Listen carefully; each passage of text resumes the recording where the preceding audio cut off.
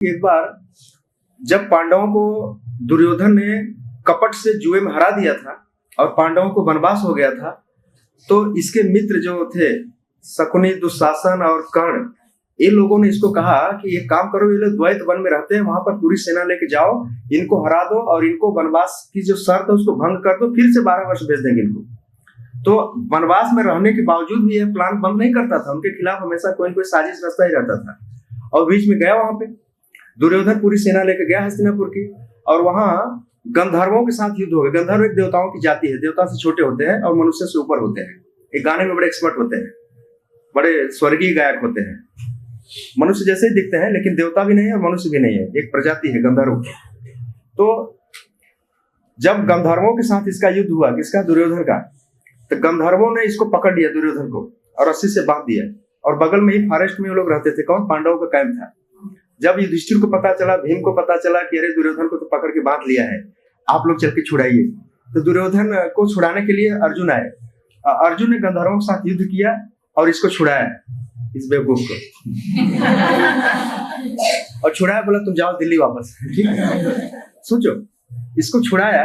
तब उस समय द्रोणाचार्य जो कह रहे हैं, दुर्योधन को याद दिला रहे हैं कि दुर्योधन, तुमको याद है कि किस तरह से पांडवों ने ही तुमको छुड़ाया था गंधर्वों के चंगुल से, और तुम्हें शर्म नहीं आती, तुम उनके खिलाफ ही लड़ रहे हो, तुम्हें लज्जा नहीं आती। इतने पर भी दुर्योधन नहीं समझता है। तो द्रोणाचार्य एक बार हस्तिनापुर की राजसभा में पांडवों का गुणगान कर रहे हैं कि हे भरतवंशियों, पांडव जो है देवपुत्र हैं। आपको पता है ना, पांडव देवताओं के अंश हैं, साथ साथ भगवान के भक्त हैं। तो पांडवों का जो अवतार हुआ है, एक तो भगवान के भक्त हैं और देवताओं का अंश लेकर इस पृथ्वी प्रकट हुए हैं। तो भक्त और देवताओं दोनों का मिश्रण है पांडव, इनका नाश कभी हो ही नहीं सकता है। तो पांडव जो है देवपुत्र हैं और इनको हराना असंभव है, यह बात सभी ब्राह्मण जानते हैं। युद्ध के पहले ही द्रोणाचार्य भीष्म पितामह से, धृतराष्ट्र दुर्योधन से बात कर रहे हैं। तो द्रोणाचार्य कह रहे हैं कि तुम्हें वनवास में भेजने से इनको कोई लाभ नहीं होगा। अगर तुम सोचते हो कि हमने छल से जिनको जुए में हरा दिया है, इनको वनवास भेज दिया है, अब हमारा रास्ता साफ हो गया है, तो ऐसी बात नहीं। तुम्हारा राज्य जो है 2 घड़ी का है, 14 साल बीतने में कोई देर नहीं लगेगी। और ध्यान रखना, जब 14वां साल लगेगा ना, तब तुम्हारे जीवन में संकट बढ़ जाएंगे। तो द्रोणाचार्य भविष्य देख सकते हैं, भीष्म पितामह भविष्य देख सकते हैं, और अर्जुन इस बात को जानते हैं, इसीलिए कह रहे हैं कि महानुभाव है, उनकी विचारधारा श्रेष्ठ है, उनका उद्देश्य भी साफ है। परंतु कुछ परिस्थितियां आएंगी जब मैं लास्ट बताऊंगा क्यों उसकी तरफ लड़ रहे थे। और 14वें साल में पांडव जो हैं वे तुम्हें बहुत कष्ट देंगे, तुम्हारे ऊपर बहुत घोर संकट आएगा।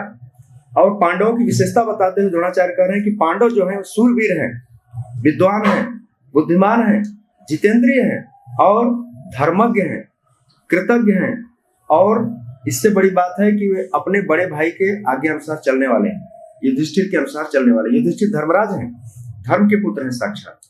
तो पांडवों का गुणगान करते हुए द्रोणाचार्य कह रहे हैं दुर्योधन से, दुर्योधन तुम ध्यान से सुनो, युधिष्ठिर जो है वह शुद्ध चित्त वाला है, गुणवान है, सत्यवान है, नीतिवान है, पवित्र आत्मा है और तेजस्वी भी है।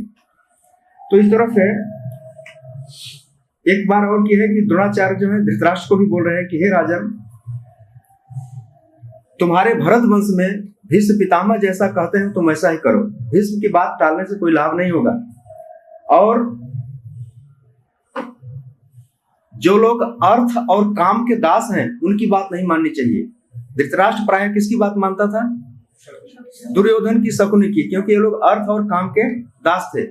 और द्रोणाचार्य भीष्म पितामह को समझा, द्रोणाचार्य धृतराष्ट्र को समझा रहे हैं कि हे भरतवंशी, जैसा भीष्म पितामह कहते हैं तुम ऐसा करो, और काम और अर्थ के जो दास है उनकी बात मत मानो।